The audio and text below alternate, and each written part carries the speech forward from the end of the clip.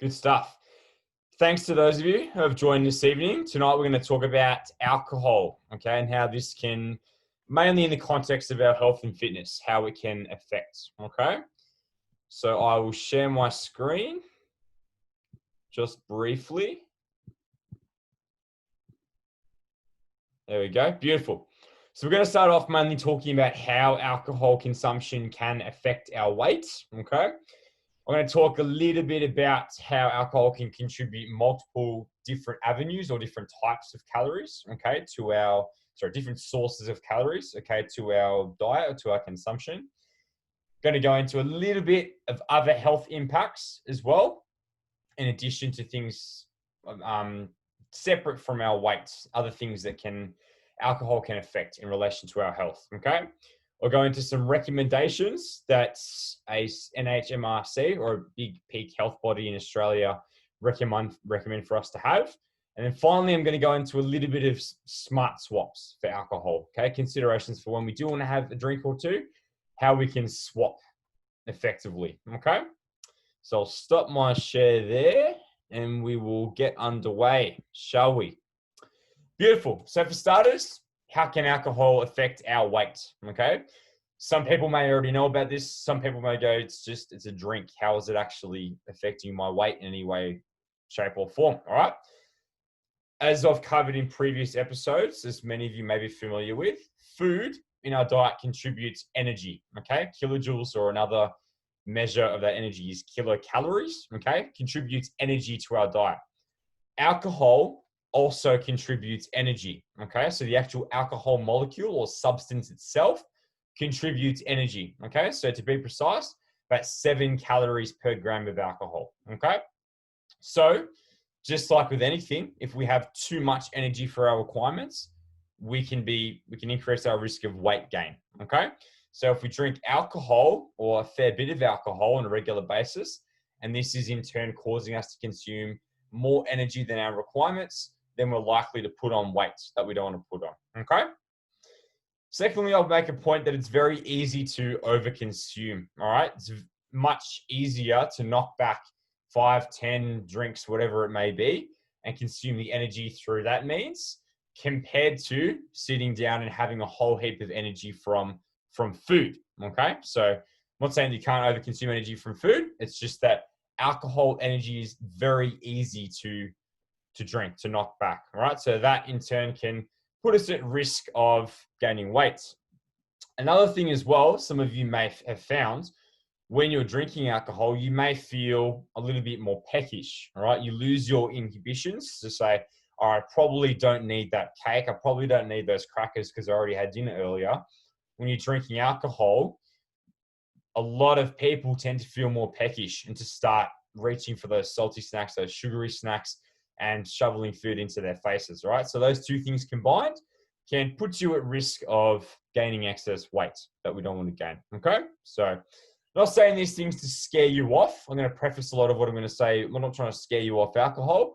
I'm just trying to make you aware of things that you're going to want to think about in relation to your health and fitness goals, okay? So alcohol contains energy, may put you at risk of reaching for snacks that we may not necessarily eat otherwise, and is very easy to drink, okay, to knock back and to consume energy, all right?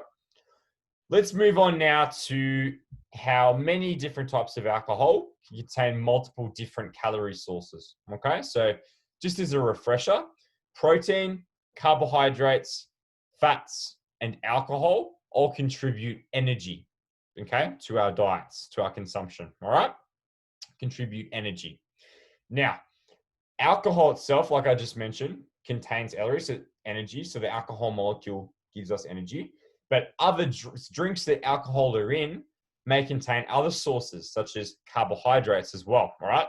Let's think of beer as an example, right? So that stubby or that can of beer that you start drinking will contain calories in the form of alcohol, but it will also contain calories in the form of carbohydrates, okay? Similar for wine. Wine contains carbohydrates as well, all right? As well as other things like cocktails contain quite a bit of sugar in them. And pre-mixes in a can, like a Cruiser or a Jim Beam and Coke, for example, will contain, again, alcohol calories, but then also calories from sugar that they add in as well, okay? So we just need to be aware of this, similar to what I was saying previously. It's very easy to consume lots of energy in a short amount of time when we're drinking most common types of alcohol that we enjoy, okay? Some, it's less common, but some cocktails, I think the pina colada, contain coconut milk as well, which contains fat. So that's another source of energy that we can very easily drink, okay? So just something else to be aware of, okay? And similar to what I was saying previously, when all of these different sources of energy are coming into our drinks, it may, depending on the rest of your diet, depending on your physical activity, may put you at risk of gaining weight that you don't want to gain, okay? So just another thing to think about in the context of alcohol, okay? Now, let's move on to some other health impacts that alcohol can have separate from purely weight gain in itself, okay? First of all, I'll start off by saying that, like anything, I'm sure many of you are familiar with the saying, everything in moderation, all right? So nothing is purely bad for us in the food and drink scene. Nothing is going to inherently be bad for us that we need to avoid. We can enjoy everything as long as we do so in appropriate quantities and frequencies, okay? Alcohol is another one of those things, okay? Alcohol inherently won't make us fat, won't inherently do horrible things to us, okay? Our body is very effective, assuming it's healthy, at processing the alcohol and removing it from our bodies so it isn't poisonous, okay? When it's consumed in moderation, all right? It's only when we start to drink it in big quantities and or frequently, multiple times a week, again and again and again, that it can start to have potentially unhealthy or adverse effects on us, okay? So in moderation, it can actually have protective effects, okay? People who drink alcohol in moderation can have potentially a reduced risk of getting heart disease down the track, okay? So I think it was adults over 35, when they drink alcohol in moderation, reduced risk of heart disease and other diseases of the like, okay? But what does moderation mean? How much is moderation, do you say? Is it one drink every few nights? Is it 5 drinks every night? What is it? What does that mean, right? The NHMRC, a big peak health body in Australia, recommends that we don't consume any more than 2 standard drinks on one night, or one day, I should say, all right? So I'll say that again. NHMRC recommend us to have no more than 2 standard drinks on any given day to avoid us being at risk of some of the potentially harmful effects of alcohol, okay? Now, I'll get into some examples of what a standard drink actually looks like. Some of you may be aware of it already. Some of you may not be, okay? But it's important that we try and stick to these quantities as much as we possibly can, just so we're not putting ourselves at risk, okay, of the potentially nasty effects of alcohol. Now, you're probably thinking, you may already know, you may not, why should I not drink too much alcohol, okay? For starters, like we were speaking about at the start, it's very easy to gain weight by drinking too much alcohol, but other potentially negative health effects from drinking too much alcohol, okay, include arthritis. Some of us may not be aware, but drinking too much alcohol too frequently can actually harm our joints and lead to an increased risk of arthritis, okay? There's many different types of cancer that drinking too much alcohol can potentially increase our risk of developing, okay? Many different kinds. Some include liver cancer, in the kidneys, in the esophagus, okay, as well as many other ones, all right? Heart disease, I said before that moderate consumption of alcohol can potentially be protective against our heart. However, drinking too much of it too often can put us at increased risk of heart disease, all right, by increasing our risk of hypertension or high blood pressure, all right? Another one as well is effects on our brain, okay? It can lead to poor cognition, impaired memory, and then down the track, increased risk of developing dementia, okay? So again, I'm not trying to scare you off drinking alcohol. I'm not trying to say that you're never allowed to drink it again. I'm just trying to give you many different reasons as to why we want to moderate our alcohol consumption and try and stick to that 2 standard drinks maximum on any given day. Okay? I've just covered how alcohol can affect our weight, about different calorie sources in alcohol, as well as other potential health impacts. I'm going to pause. Are there any questions that anybody has so far? You're welcome to pop it in the chat. Welcome to yell them out loud. Go for it. No questions? Nope, that's right. If you think of anything that pops to mind, just pop it in the chat. I'm happy to address it. Okay. Let's move on now. I've already hinted towards it, but recommendations surrounding standard drinks. Okay. So just as a reminder, 2 standard drinks on any given day. We're trying to limit ourselves to. Okay. So what is a standard drink? You're probably thinking. A standard drink, if you want to define it, is 10 grams of alcohol or about 12.5 milliliters of alcohol, okay, or of ethanol, the actual alcohol molecule, all right?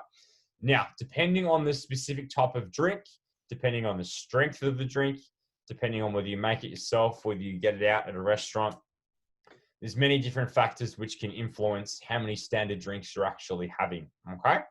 I've got a few examples here of what an approximate standard drink actually is, all right? First one, probably one of the easiest ones to quantify, is 30 mils of a strong spirit, all right? So think your vodkas, think your whiskeys, things like that, strong spirits of about roughly 40% alcohol.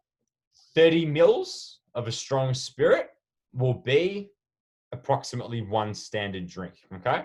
I'm sure you've seen those little measuring cups for alcohol, okay?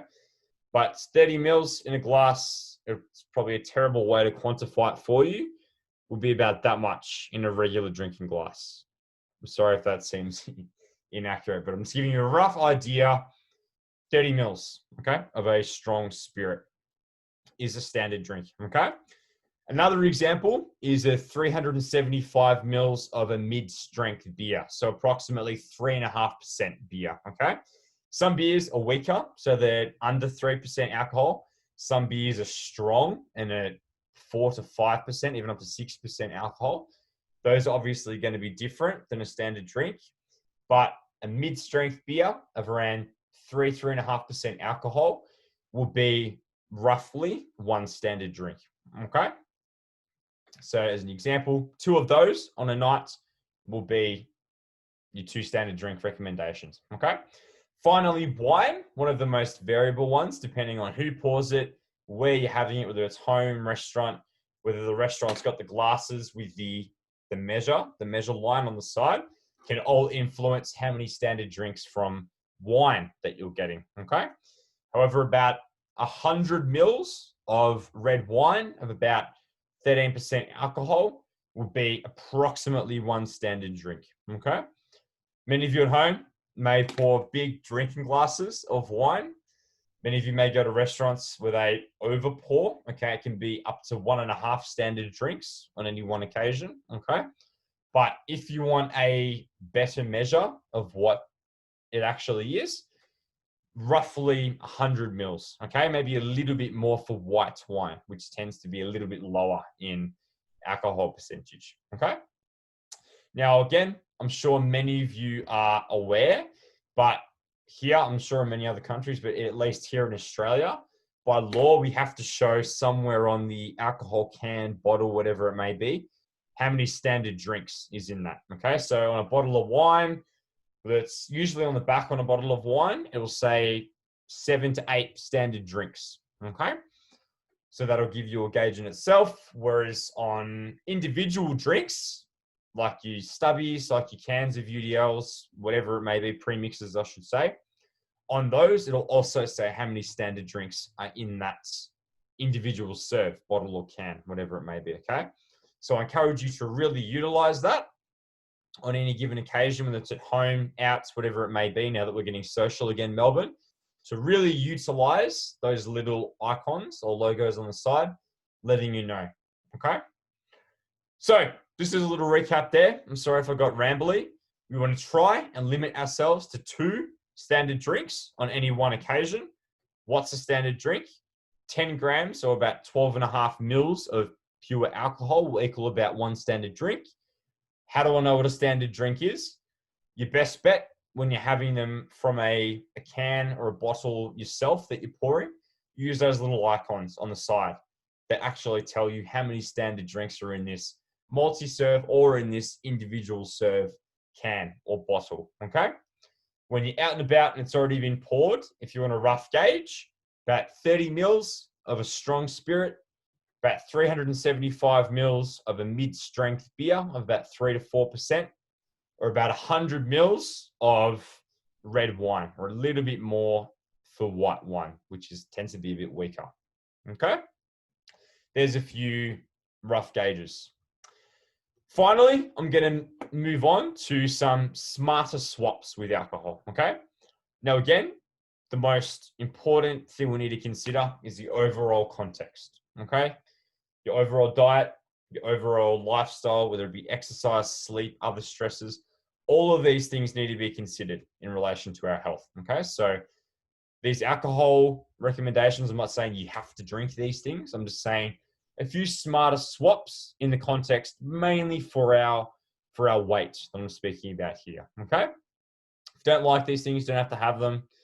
I'm not encouraging you to actually drink alcohol. It's just if you enjoy a drink or two every now and again, but you're also trying to watch your weight, or if you've got specific body composition fitness goals, then some of these suggestions here, probably a little bit smarter, okay, than normal. All right. First one, if you're not already aware, are spirits mixed in with a sugar-free mixer, whether that be sugar-free soft drink like Coke Zero, whether that be soda water, whether that be sugar-free lemonade, kombucha nowadays, whatever that may be.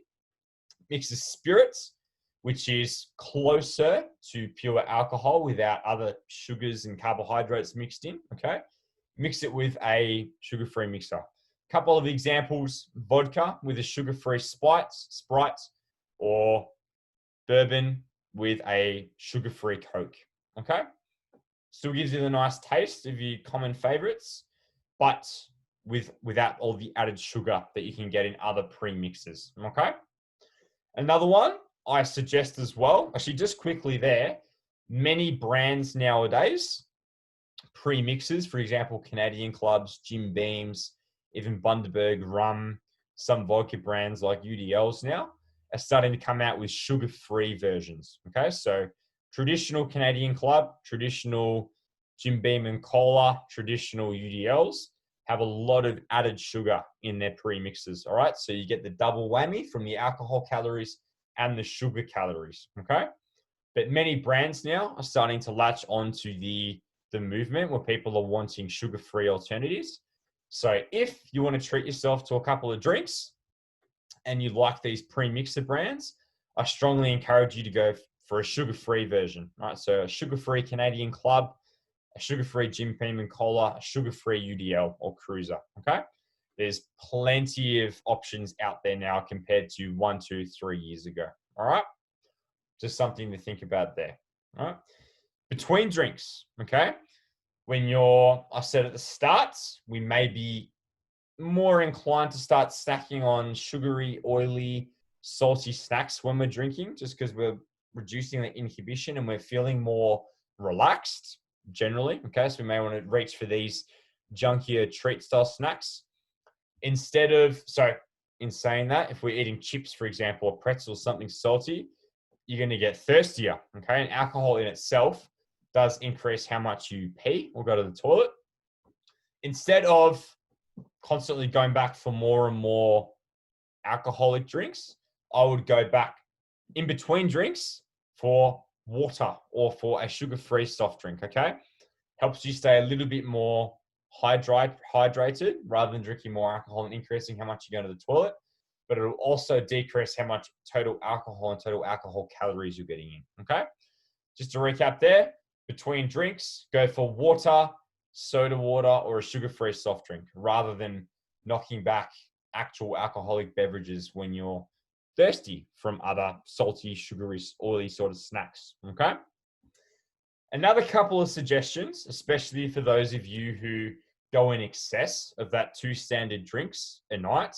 Don't feel guilty. Many people do go in excess of that quantity. All right. When many of us aren't used to having 2 standard drinks at a time. If you're trying to cut down on your alcohol intake, depending on your personality, again, depending on your overall lifestyle, many different ways to go about this, okay? Just a couple of suggestions, though, that I've implemented with clients myself, even family members myself that I know are trying to cut back on their alcohol intake. Set yourself, one suggestion, a maximum number of alcoholic drinks you're going to have a week, okay? Let's use a rough miscellaneous example. You do the tally, which I really encourage you all to do. Try and actually count how many drinks you're having. If you're having 4 beers a night, times by 7, that's 28 beers at the end of a week, which is a lot of beer when you really think about it, okay? Try and count roughly how much or how many drinks you're having a week. And you go, all right, I'm having 30 drinks a week. I want to cut myself down to 15 drinks a week. I'm trying to try and halve that. How can I do that? On 5 nights a week, I'm going to allow myself to have 3 drinks at a time. Okay? That's just one rough suggestion. So count how many total drinks you're having a week. Set a goal number of drinks realistically that you want to have per week. And then plan out how many you're allowed to have or your alcoholic drink budget. And then try and stick to that as best as possible. Okay? That can work with some people. Some people like that planned methodological way of going about it. Okay? Another way, which may work for some people, I've seen work for some people, but I've also seen it go a bit pear-shaped for some people, is only drinking on 1 or 2 nights a week. Okay? So we get 7 nights a week to drink. Some people may find it effective to go Monday to Friday, but cold turkey. I'm not drinking. Water, sugar-free soft drink only, okay? And then on Saturday and Sunday night, I'm going to allow myself to drink, okay? Some people, I've seen it, works really well.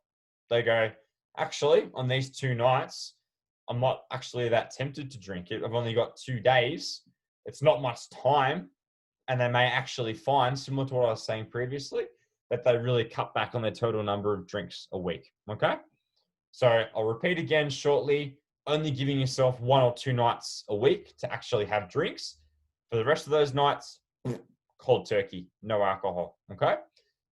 In saying that, if you've tried that approach in the past with other things, okay, and you find that it builds up an urge inside you and then you go and binge or you go OTT with what you're trying to reduce, I wouldn't encourage this approach, all right? You may find that you go 5 days without wine, beer, spirits, whatever you like, and then on Friday night you allow yourself to drink and you just go OTT, and it can actually end up worse than what you started, okay? So before you try that cold turkey method, just ask yourself, in the past, has this worked with other things, or am I worried about potentially going overboard if I do this? Okay.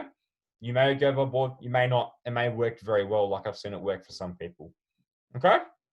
Just to summarize there, for some smarter swaps or some smart considerations, if you love a few drinks every now and again, sugar-free mixer like a soda water or a sugar-free Coke with a spirit is going to be a much lower calorie option. So it's not going to have as much of an influence on your weight, okay?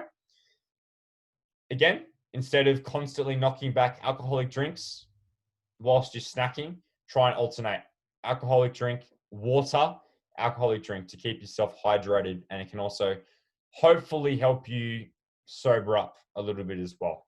Won't necessarily, but it may help to keep you hydrated and prevent you getting drunk quicker, okay?